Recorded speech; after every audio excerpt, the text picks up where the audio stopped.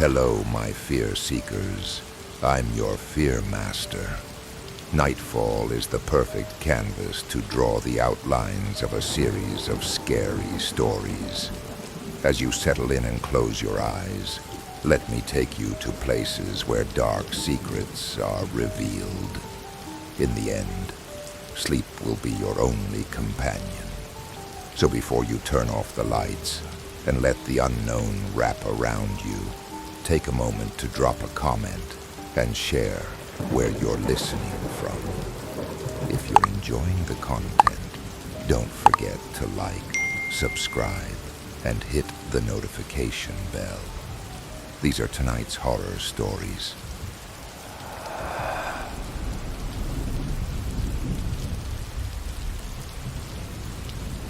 Spending time in the woods has always been my go-to way of finding peace and quiet. There's something about the stillness of the forest that helps me clear my mind and disconnect from the chaos of everyday life. So when I decided to take a solo camping trip to the remote forests of the Adirondacks in upstate New York, I was looking forward to a few days of solitude and reflection. I set up camp in a small clearing surrounded by towering pines, miles away from the nearest town. The air was crisp, the sky clear, and the only sounds were the rustling of leaves and the occasional chirping of birds. It was exactly what I needed. The first day passed uneventfully. I spent my time hiking, exploring the area, and simply enjoying the tranquility. As night fell, I lit a small fire and settled in for a quiet evening under the stars. The forest was dark, but not unsettling. It felt safe, familiar. But as I was sitting by the fire, I heard it, a strange whistling sound, faint at first, but gradually growing louder. It was a tune, but one I didn't recognize, and it seemed to come from somewhere deep in the woods. I looked around, trying to locate the source, but there was nothing. No movement, no sign of anyone or anything nearby. The whistling continued, eerie and melodic, echoing through the trees. It was odd, but not particularly alarming. I figured it was probably just the wind playing tricks on me, so I tried to ignore it and focus on the fire. But the sound persisted, growing more distinct, more insistent, as if it was getting closer. I stood up, flashlight in hand, and shone the beam into the darkness, scanning the trees. The whistling didn't stop. It seemed to follow the light, moving with it, but always staying just out of reach. My heart started to race, a sense of unease settling in. This wasn't the wind. This was something else. I called out, asking if anyone was there, but there was no response, just the continuous haunting whistle. It was coming from all around me now, surrounding the campsite, as if the woods themselves were alive with the sound. A shiver ran down my spine. I had been camping in the wilderness many times before, but I had never experienced anything like this. I could feel the hairs on the back of my neck standing up as the whistling grew louder, almost urgent, as if trying to draw me into the forest. Every instinct told me to leave, to get out of there before something happened. I quickly doused the fire, packed up my gear, and started back down the trail, the whistling still echoing through the trees. It seemed to follow me, the tune twisting and turning, always just behind me, as if something invisible was pursuing me. I walked faster, my heart pounding, the darkness closing in around me. The whistling was relentless, growing louder the further I went, until it felt like it was right in my ear. I resisted the urge to run, knowing that panic would only make things worse, but the fear was overwhelming. Finally, after what felt like an eternity, the whistling began to fade. The oppressive feeling lifted, and the forest returned to its normal, quiet state. I didn't stop until I reached my car, and even then I could still hear the faintest echo of that strange tune in the back of my mind. I've camped many times since then, but never in that part of the Adirondacks. Whatever was out there, it wasn't something I ever want to encounter again.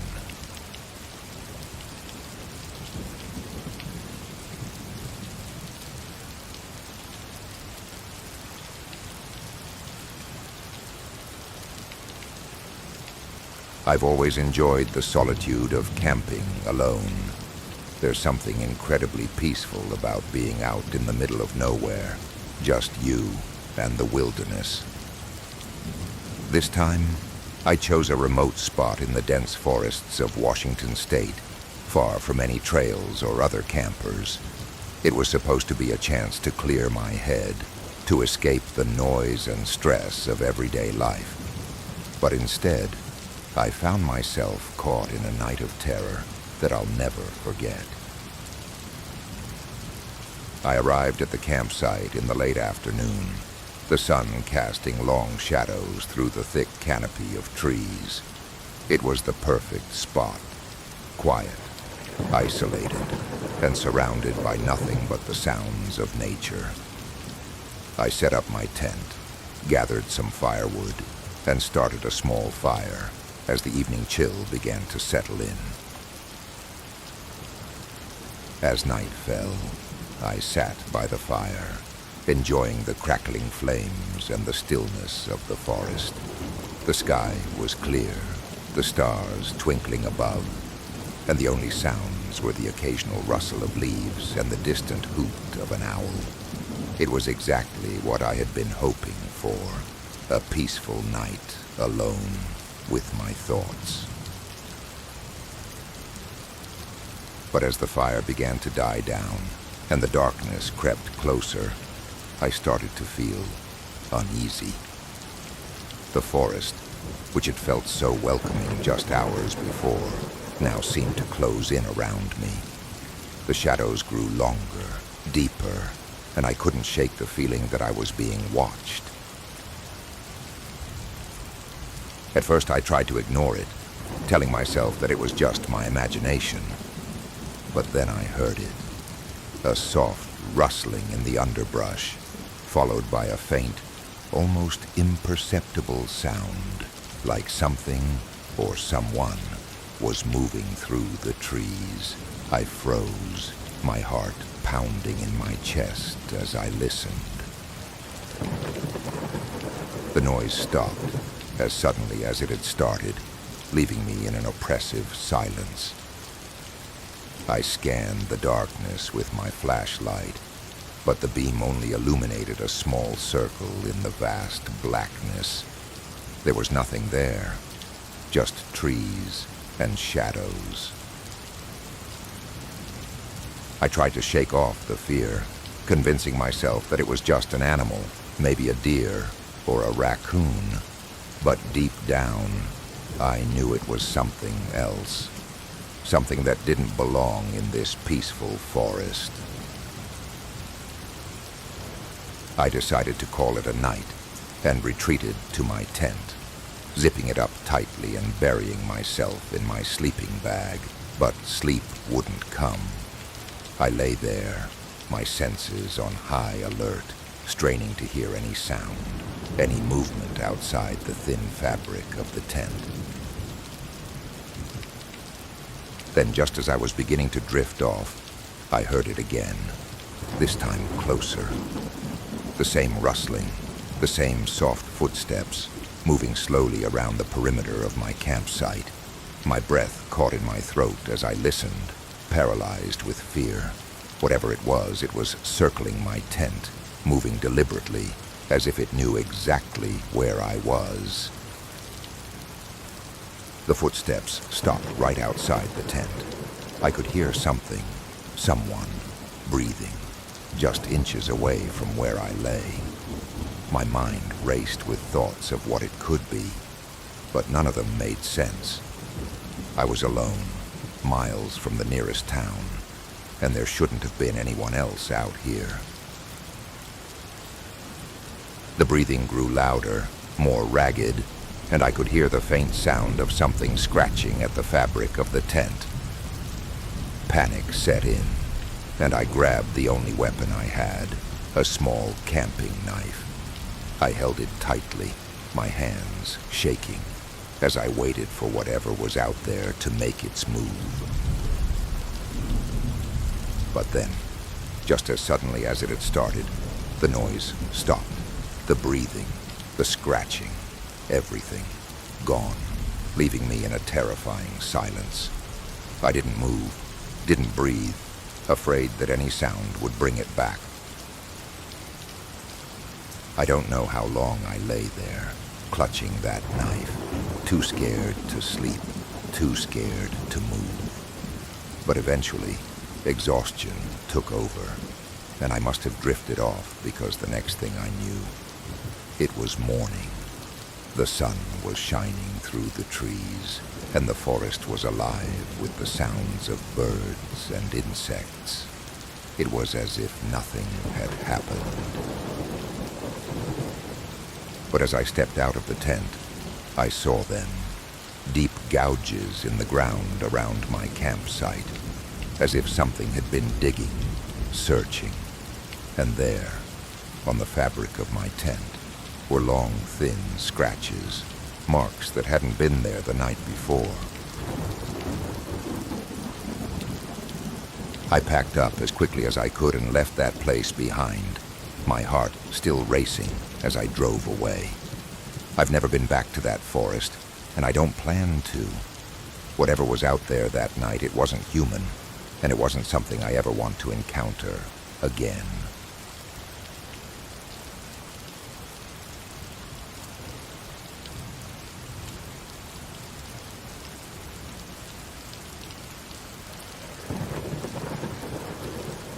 I've always been a fan of the great outdoors, camping, hiking, just being out in nature. It's where I find peace. But after my last camping trip, that peace has been replaced by something else entirely, fear. It was late summer, and I had decided to take a solo camping trip to a remote part of the Pacific Northwest, deep in the Cascade Mountains. I had been to the area before, but never this far off the beaten path. I was looking forward to the solitude, the chance to disconnect from the world and just be alone with my thoughts. I set up camp in a small clearing surrounded by dense woods. The trees were tall and thick, their branches forming a canopy that blocked out much of the evening sky. It was isolated, exactly what I wanted. I pitched my tent, gathered some firewood, and settled in for what I thought would be a relaxing night under the stars. As the sun set, I started a small fire and cooked a simple dinner. The sounds of the forest surrounded me. The rustling of leaves, the occasional hoot of an owl, the distant chirping of crickets. It was peaceful, serene even. But as the darkness deepened, I began to feel a growing sense of unease. The noises of the forest seemed to fade, replaced by an unsettling silence. Then I heard it. A low, guttural growl coming from the trees just beyond the light of the fire. At first I thought it might be a bear, but this growl was different, deeper, more menacing. I grabbed my flashlight and shone it into the woods, but all I could see were the dark outlines of the trees. The growl came again, closer this time, and I could hear something moving in the underbrush, circling the campsite. My heart began to race, and I felt a cold sweat break out on my skin. Whatever it wasn't afraid of me, and it wasn't leaving. I stood up, trying to make myself appear larger, hoping to scare it off. But the growling only grew louder, more aggressive. The thing in the woods was getting bolder, and I could hear it moving just out of sight, its footsteps heavy and deliberate. Panic set in. I grabbed the nearest stick and threw it into the darkness, hoping to scare it off. For a moment, everything was silent, and I thought maybe it had worked. But then, I heard the sound of something large crashing through the trees, coming straight for me. I ran. I didn't even think about it. I just bolted for the tent, diving inside and zipping it up as fast as I could. I grabbed my knife, the only weapon I had, and held it close, my hands trembling as I listened to the sounds outside. Whatever it was circling the tent now, its growls low and rumbling, vibrating through the thin walls of the tent. I could hear it sniffing, huffing, as if trying to figure out what was inside. My mind raced with thoughts of what it could be. A bear, a wolf. But deep down, I knew it was something else. Something that didn't belong in this world. The night dragged on, each minute feeling like an eternity. The creature never left, its presence a constant, terrifying reminder that I was not alone. Every time I heard a twig snap or leaves rustle, my heart would leap into my throat, and I'd tighten my grip on the knife. Finally, after what felt like hours, the growling began to fade, and the sounds of the forest slowly returned. I didn't dare move until the first light of dawn began to filter through the trees. Only then did I slowly unzip the tent and step outside. The campsite looked normal, but the air was still heavy with the scent of something wild, something predatory. I packed up my gear as quickly as I could, my eyes constantly scanning the tree line for any sign of movement. I didn't relax until I was back in my car, the engine running, and the forest disappearing in my rear-view mirror. To this day, I don't know what it was that stalked me that night. I've told myself it was just an animal, maybe even my imagination running wild. But deep down, I know the truth. There's something out there, something that hunts in the darkness, and I was lucky to make it out alive.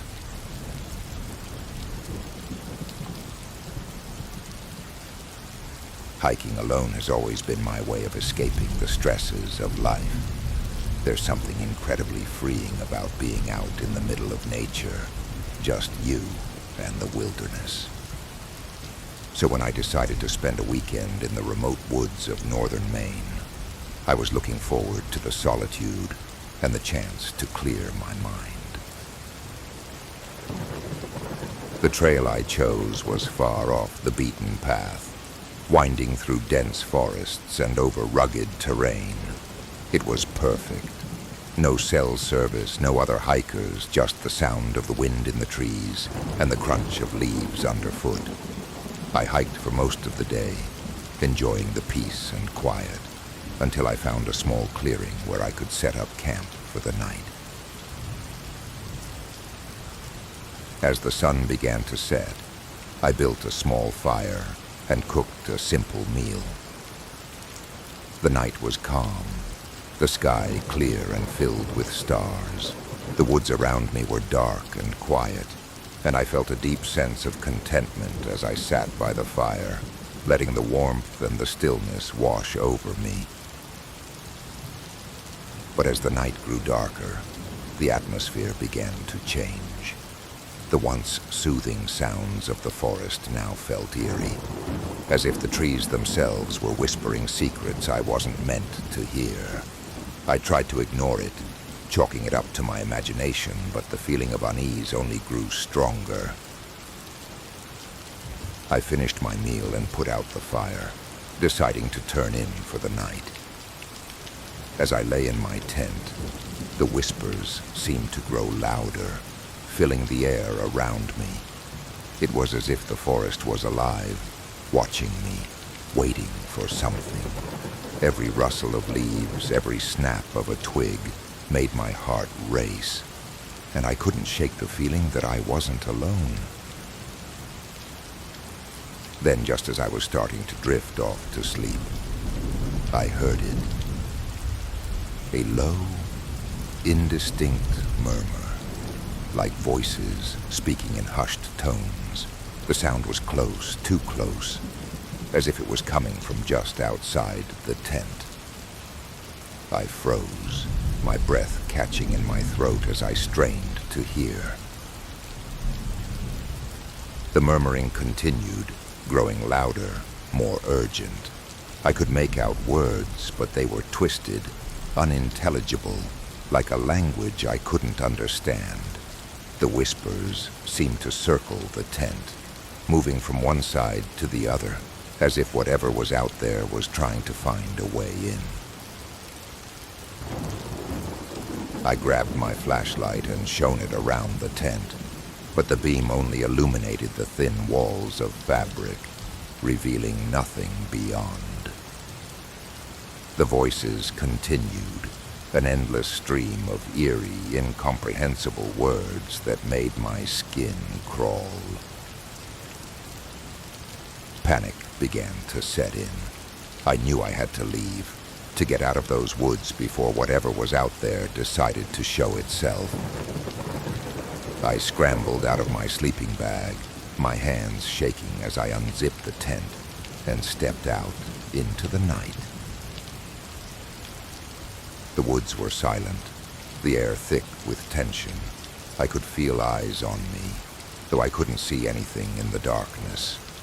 The whispers had stopped, replaced by an oppressive silence that was almost worse. I quickly packed up my gear, my heart pounding in my chest, and started back down the trail, not daring to look back. As I walked, the feeling of being watched never left me. The darkness seemed to close in around me, the trees looming like silent sentinels. Every now and then I would hear a rustle in the bushes or a crack of a branch, but when I turned to look, there was nothing there. I walked as fast as I could, the fear driving me forward. The whispers returned, faint at first, then growing louder as I moved through the woods. They were all around me now, an endless chorus of voices just out of sight, pushing me to the brink of panic. Finally, after what felt like hours, I saw the first faint light of dawn breaking through the trees.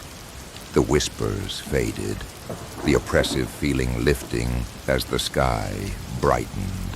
I didn't stop until I reached my car, throwing my gear in the back and speeding away from those cursed woods as fast as I could. I've never been back to that trail, and I don't plan to. Whatever was out there that night, it wasn't human, and it wasn't something I ever want to encounter again.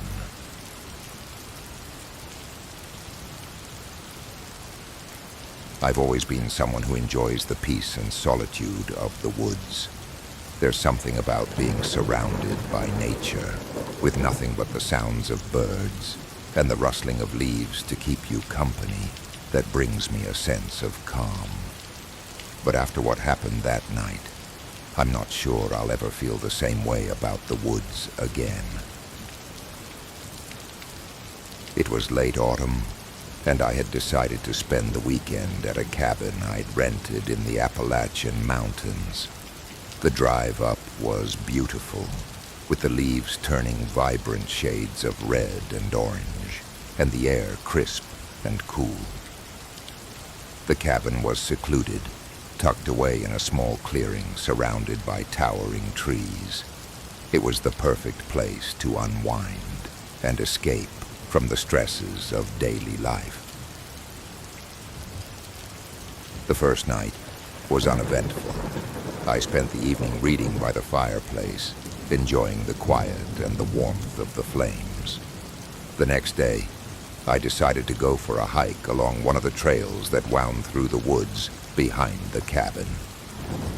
I'd been hiking for about an hour when I first heard it, a faint whistling sound carried on the breeze. At first I thought it might just be the wind, but the more I listened, the more it sounded like someone whistling a tune. It was strange, though. The melody was haunting, almost mournful, and it sent a shiver down my spine. I looked around, expecting to see another hiker, but I was alone. The woods were still, and the only movement was the occasional falling leaf. I decided to keep walking, thinking that maybe it was just my imagination playing tricks on me. But as I continued down the trail, the whistling grew louder, more insistent. It seemed to be following me, always just out of sight, and no matter which way I turned, I couldn't pinpoint where it was coming from. A growing sense of unease settled over me. I'm not one to scare easily, but there was something about that whistling that didn't feel right. It was as if the woods themselves were alive, watching me, waiting for something. I quickened my pace, hoping to put some distance between myself and whatever was making that sound. That's when I saw it. Out of the corner of my eye, I caught a glimpse of something moving between the trees. It was fast, almost a blur, but I could tell it wasn't an animal. It was too tall, too humanoid. I stopped in my tracks, my heart pounding in my chest as I scanned the area for any sign of movement. The whistling stopped abruptly, replaced by an eerie silence, and then, without warning, the figure appeared again, this time closer. It was hovering a few feet off the ground, its body shrouded in shadow, with wings that seemed to be made of darkness itself. Its eyes glowed a sickly yellow, and as it moved toward me, I could see its mouth open, releasing that haunting whistle. Panic surged through me, and I did the only thing I could think of. I ran. I didn't care where I was going. I just needed to get away from whatever that thing was. The underbrush scratched at my legs as I sprinted through the trees, branches snapping underfoot. I could hear the whistling behind me, growing louder and more frantic as I ran. I don't know how long I ran, but eventually I burst out of the woods and into the clearing where the cabin stood. I didn't stop until I was inside, slamming the door behind me and locking it. My breath came in ragged gasps, and my hands were trembling as I pressed my back against the door, listening for any sign that it had followed me. But the whistling had stopped. The woods outside were silent once more, as if nothing had happened. I stayed in the cabin the rest of the weekend, too shaken to venture outside again. Every time I heard the wind whistle through the trees, my heart would race, and I'd find myself glancing out the window, half expecting to see that figure hovering just beyond the tree line. I left the cabin early the next morning, not bothering to look back. Whatever I had encountered in those woods, I wanted no part of it. To this day, I can't explain what I saw or why it was there. But I know one thing for sure. There's something out there, something that doesn't belong in our world. And it's watching, waiting, whistling.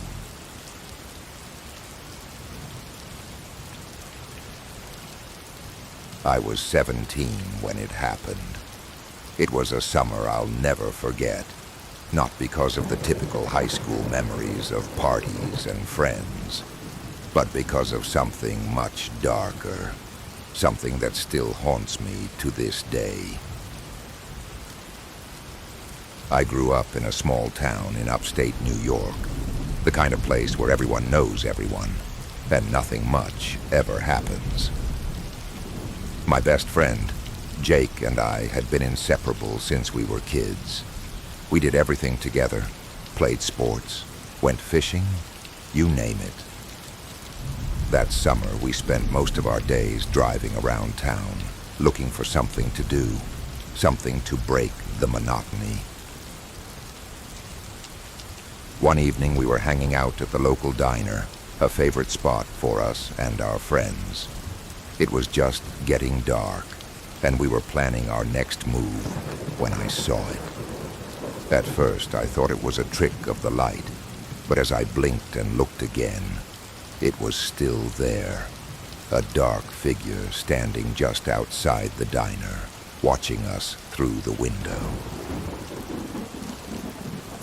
The figure was tall and shadowy, its features obscured by the fading light. It didn't move, didn't make a sound, just stood there, staring directly at Jake. I felt a chill run down my spine, and the hair on the back of my neck stood up. I wanted to say something, to warn Jake, but the words wouldn't come out. It was like I was frozen, unable to move or speak. Jake must have noticed the look on my face, because he turned around to see what I was staring at. But by the time he looked, the figure was gone. He laughed it off, teasing me for being so jumpy, but I couldn't shake the feeling that something was very wrong. Over the next few days, I kept seeing the figure. It would appear in the distance, always watching, always focused on Jake. Sometimes it was standing on the sidewalk as we drove by. Other times, I'd catch a glimpse of it in a reflection. But it was always there, lurking in the background. I tried to ignore it, telling myself it was just my imagination. But deep down, I knew it was something more. One night, we were at a bonfire out by the lake, just a bunch of us hanging out, laughing and having a good time. The air was filled with the smell of burning wood and the sound of crickets. For a moment, I managed to forget about the figure and just enjoy being with my friends. But then, out of the corner of my eye, I saw it again, standing on the other side of the fire, its dark silhouette flickering in the light. This time, I couldn't ignore it. I grabbed Jake by the arm, pulling him aside. "Jake, do you see that?" I whispered, pointing toward the figure. He looked where I was pointing, but he just shook his head. "I don't see anything, man. You're really starting to freak me out," he said, trying to laugh it off, but there was a hint of concern in his voice. I didn't know how to make him understand what I was seeing. I felt like I was losing my mind, but I knew what I saw. The figure was real, and it was there for a reason. But what could I do? No one else could see it. No one else felt the icy dread that washed over me every time it appeared. A few days later, everything changed. It was a Saturday afternoon, and Jake had just gotten his driver's license. He was beyond excited to take his dad's old pickup truck for a spin, and of course I was tagging along. We drove out to the country roads, blasting music and talking about everything and nothing. For a while, it felt like things were back to normal, like maybe I had just imagined the whole thing. But as we turned a corner onto a narrow, winding road, I saw it again. The figure was standing in the middle of the road, directly in our path. I screamed for Jake to stop, but he didn't react fast enough. The truck swerved as he tried to avoid the figure, but it was too late. We went off the road, crashing into a ditch. When I came to, everything was quiet. The truck was on its side, and Jake was slumped over the steering wheel, unconscious. My head was pounding, and I could taste blood in my mouth, but all I could think about was Jake. I reached over to shake him, but he didn't respond. Panic set in as I tried to get out of the truck, but the door was jammed. That's when I saw it. The figure was standing just outside the truck, looking down at us. Its face was still obscured, but I could feel its eyes on me, cold and unfeeling. I wanted to scream, to shout for help, but the sound wouldn't come out. All I could do was watch as it turned away and disappeared into the trees. Minutes later, a passing car found us and called for help. Jake was rushed to the hospital, but it was too late. He didn't make it.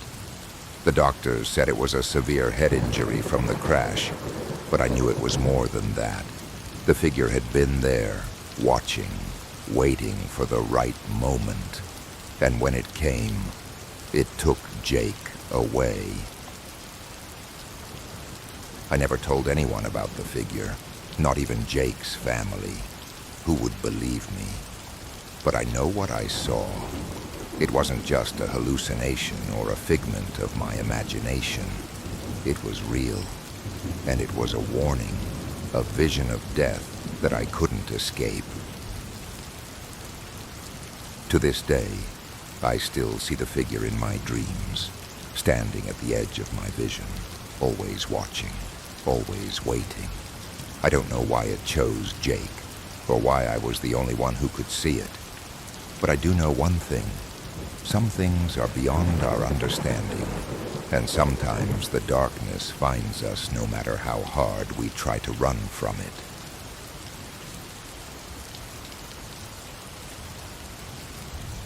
As a photographer, I've always been drawn to places that are off the beaten path, locations that tell a story through their emptiness and decay. That's why, when I heard about an abandoned fishing village on the coast of Maine, I knew I had to see it for myself. The village, once a thriving community, had been deserted for decades, left to the elements and the sea. I arrived early one foggy morning, the mist hanging heavy in the air as I made my way through the overgrown path leading to the village. The buildings, weathered and worn, stood like silent sentinels, their windows dark and lifeless. It was exactly the kind of place that fascinated me, and I couldn't wait to capture it through my lens. I started taking pictures, moving from house to house, each one more dilapidated than the last. The silence was almost oppressive, the only sound being the distant crashing of waves against the rocky shore. As I reached the center of the village, I noticed something strange, a small figure standing near the edge of the water. It was a girl, no more than 8 or 9 years old, with long dark hair and a white dress that billowed in the breeze. She seemed out of place in this desolate landscape, and I wondered where she had come from. As I raised my camera to take a picture, she turned and looked directly at me. There was something off about her eyes, something that made my skin crawl. They were too dark, almost black, and they seemed to bore into me, sending a chill down my spine. I lowered my camera, suddenly feeling uneasy. I called out to her, asking if she was lost, but she didn't respond. Instead, she turned and began walking towards one of the houses. Against my better judgment, I followed her. The door to the house creaked open as she entered, and I hesitated for a moment before stepping inside. The interior was dark and cold, the air thick with dust. The girl was nowhere to be seen.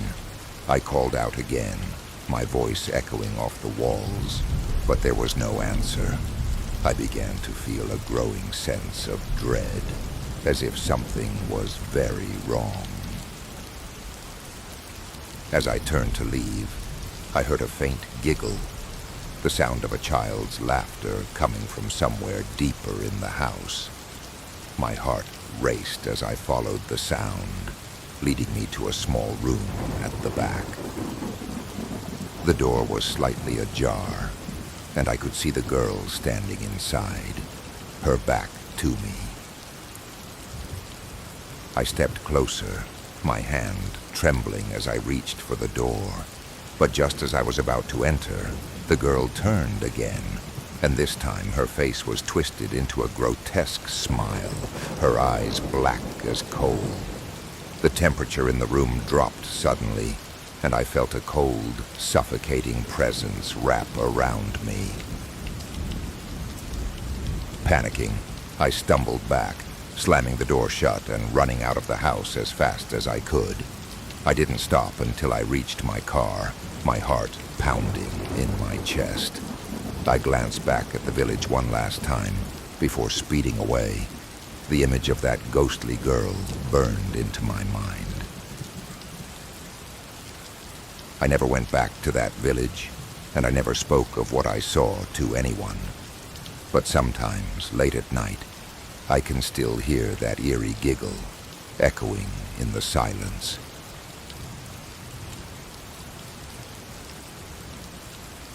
I'll never forget the nightmares that started after my grandmother passed away last year. I was living alone in a small house in Cedarville, Ohio. It was a tough time for me. Losing her was like losing a piece of my soul. We were incredibly close, and her death left me feeling hollow and vulnerable. That's when the nightmares began. At first, they were just unsettling dreams, shadowy figures, feelings of dread, nothing too specific, but soon they became more vivid and terrifying. Every night, I dreamed of this demonic figure standing outside my front door, scratching and pounding, demanding to be let in. It was tall, with eyes that burned like coals, and a voice that chilled me to the bone. It kept repeating, "Let me in, let me in," over and over, each time more forceful than the last. I would wake up drenched in sweat, my heart racing. No matter what I did, I couldn't shake the feeling that something was watching me, waiting for me to let my guard down. I started sleeping with the lights on, but it didn't help. The nightmares only got worse. One night, the dream escalated. The demon wasn't just outside the door anymore. It had forced its way into my house. It was chasing me from room to room, laughing this horrible, guttural laugh. I remember running, trying to find a way out, but every door I opened led me back to the same room. I could feel its breath on my neck, its presence growing stronger, more oppressive. When I woke up, I wasn't in my bed. I found myself lying on a cold floor, surrounded by the dim light of flickering candles. It took me a moment to realize I was in a church, a small old one that I'd never seen before. Confused and terrified, I tried to get up, but my body felt heavy, like something was weighing me down. That's when I saw them, a pastor and a deacon, standing a few feet away, watching me with concerned eyes. The pastor, an older man with kind eyes, approached me and knelt down. "You're safe now," he said softly, but it was a close call. They explained that they had performed an exorcism on me.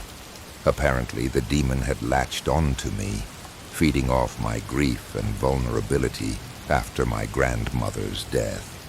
It had grown stronger with each passing night, and if they hadn't intervened, it might have taken full control of me. I couldn't believe what I was hearing.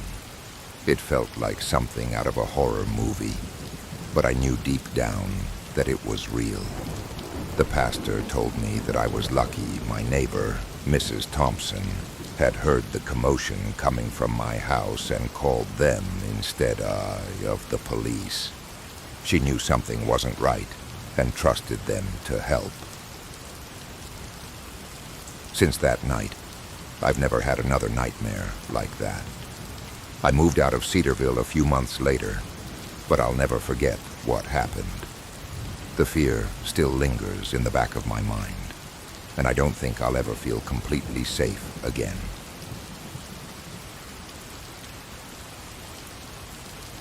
It started as a whisper, a barely perceptible sound that I might have mistaken for the hum of the old building's pipes. But the longer I listened, the more distinct it became. A soft, melodic tune drifting through the walls of my apartment. At first, I thought it was my neighbor, perhaps playing music late at night. But as the days passed, I realized it was something else entirely.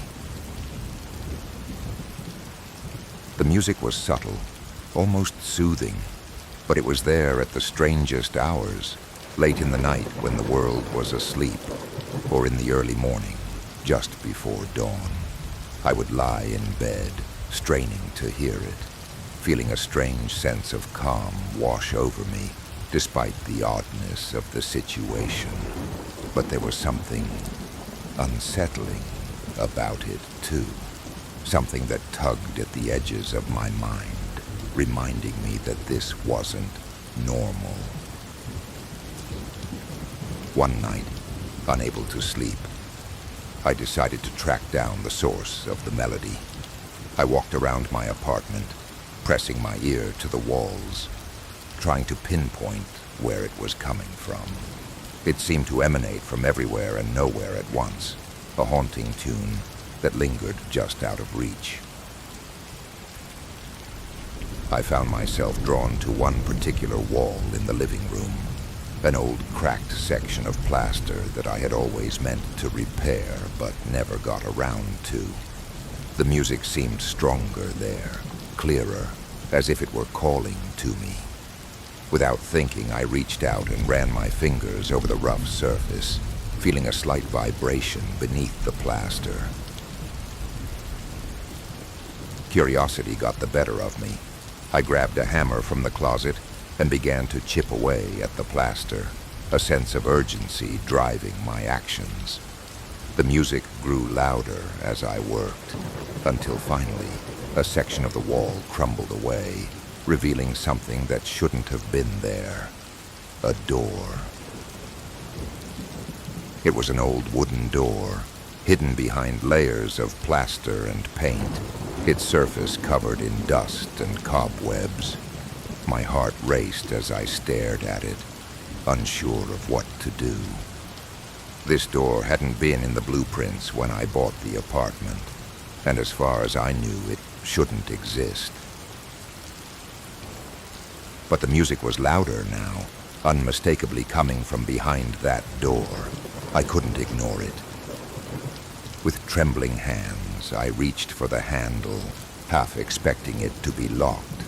But to my surprise, it turned easily.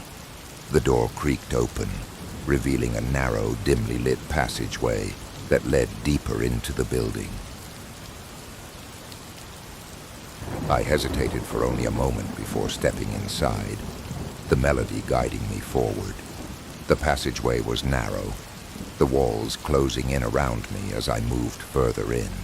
But the music was intoxicating, pulling me along despite the growing sense of dread in my chest.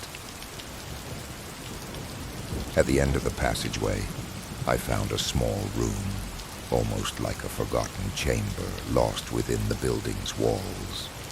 And there, in the center of the room, was a grand piano, its surface gleaming in the dim light.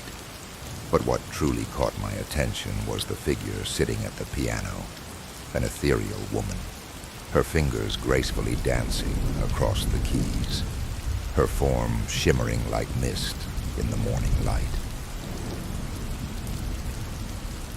She was beautiful and terrifying all at once, her presence both soothing and deeply unsettling. Her music filled the room, wrapping around me like a warm blanket. But beneath the surface, there was an undercurrent of sadness, a sorrow that resonated with every note. I wanted to speak, to ask who she was, why she was here, but the words caught in my throat. She didn't acknowledge my presence, her focus entirely on the music, as if I didn't exist at all. I took a step closer, captivated by the melody, by her, but as I did, she suddenly stopped playing. The silence that followed was deafening, and in that moment, she turned to look at me, her eyes meeting mine with an intensity that took my breath away.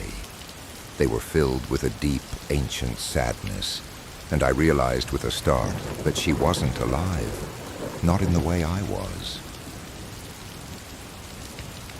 She was a ghost, a spirit bound to this place, to this melody, and in her eyes I saw the weight of years, of loneliness and loss that I couldn't begin to comprehend. My heart pounded in my chest as I stood there, frozen, unable to tear my gaze away from hers. Then, as suddenly as she had appeared, she began to fade, her form dissolving into the air like smoke. The music lingered for a moment longer, and then it too was gone, leaving me alone in the silent, empty room. I stumbled back, my mind racing to make sense of what I had just witnessed. The door behind me creaked shut on its own, and I turned to find the passageway disappearing, the wall sealing itself as if it had never been disturbed. I never heard the melody again after that night, and though I tried to convince myself it was just a dream, I knew it wasn't.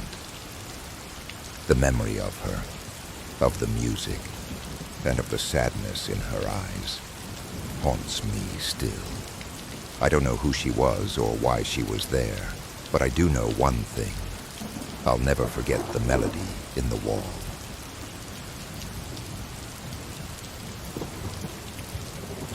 I had been living alone in a small house on the outskirts of Asheville, North Carolina, for about a year when the strange occurrences began.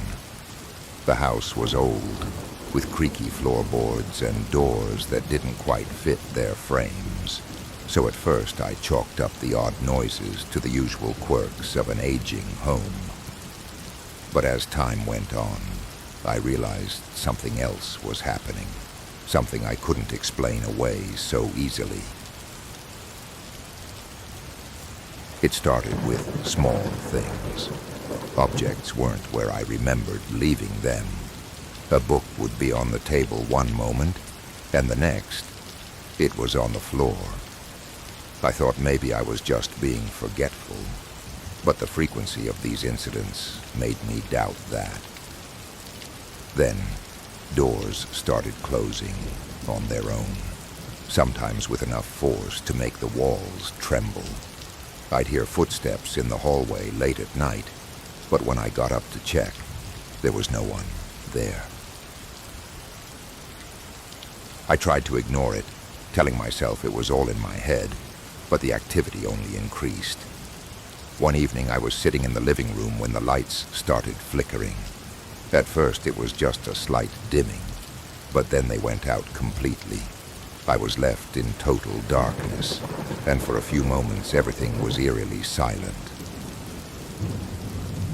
Suddenly, I heard a loud crash from the kitchen. I grabbed my phone and used the flashlight to find my way. When I reached the kitchen, I saw that all the cabinet doors were wide open, and the dishes that had been inside were shattered on the floor. My heart pounded as I tried to make sense of what I was seeing. There was no logical explanation. As the days went by, the incidents became more frequent and more violent.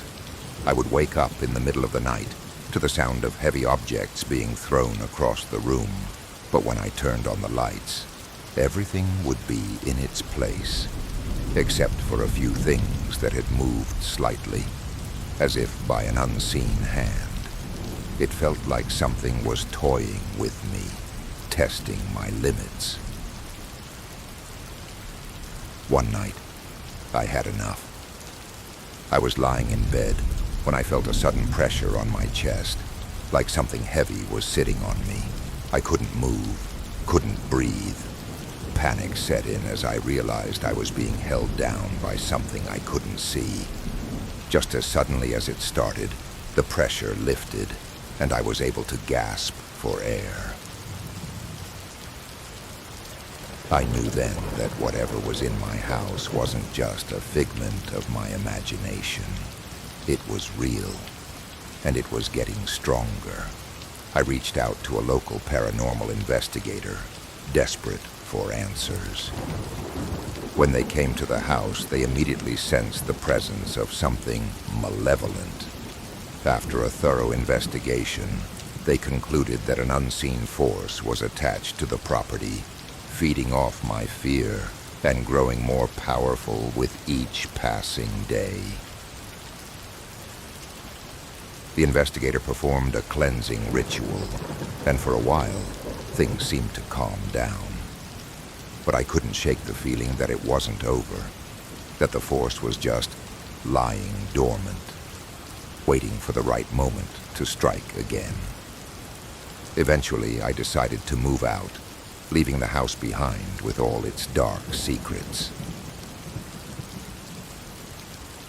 Since then, I haven't experienced anything like what I went through in that house, but I still wonder if that unseen force is still there, waiting for its next victim, or if it somehow followed me, lurking in the shadows, biding its time.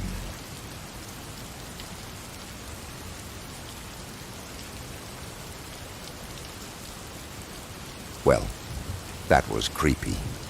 I guess sleep is overrated, right? Subscribe and hit the notification bell so you don't miss out on any terrifying stories. Stay with us for more episodes that will keep you up at night. This is your Fear Master, signing out.